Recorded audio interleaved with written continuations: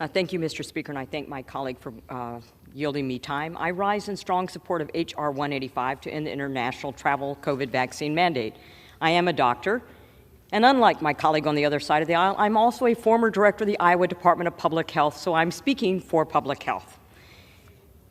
The vast majority of Americans are either vaccinated or have natural immunity. There is no recognition of natural immunity by continuing the COVID-19 vaccine mandate for travelers into the United States. This is, as previously alluded, not 2020, it is 2023. This timely measure nullifies the CDC's order that restricts non-citizen entry to the United States unless the traveler can prove they are vaccinated against COVID-19. It doesn't say to prove immunity or prove testing negative. Mr. Speaker, it is time to move forward. Entry restrictions were necessary during the early stages and the height of the pandemic, but that was when we as a nation were still learning the details of the virus and experiencing soaring death and hospitalization rates. Now, over 95% of Americans have various forms of immunity, whether from vaccination or prior infection, and health professionals have deep knowledge of the coronavirus that has led to multiple vaccines and therapeutics.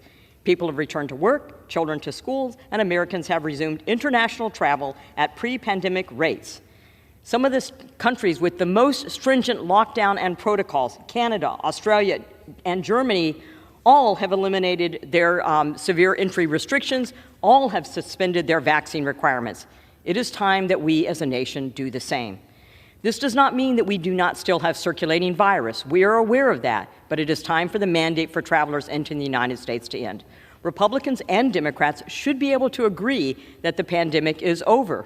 President Biden even said so himself. House Republicans will continue to move our country past the pandemic, which is exactly what this bill does. I urge my colleagues as a public health professional to vote yes, and I yield back the balance of my time.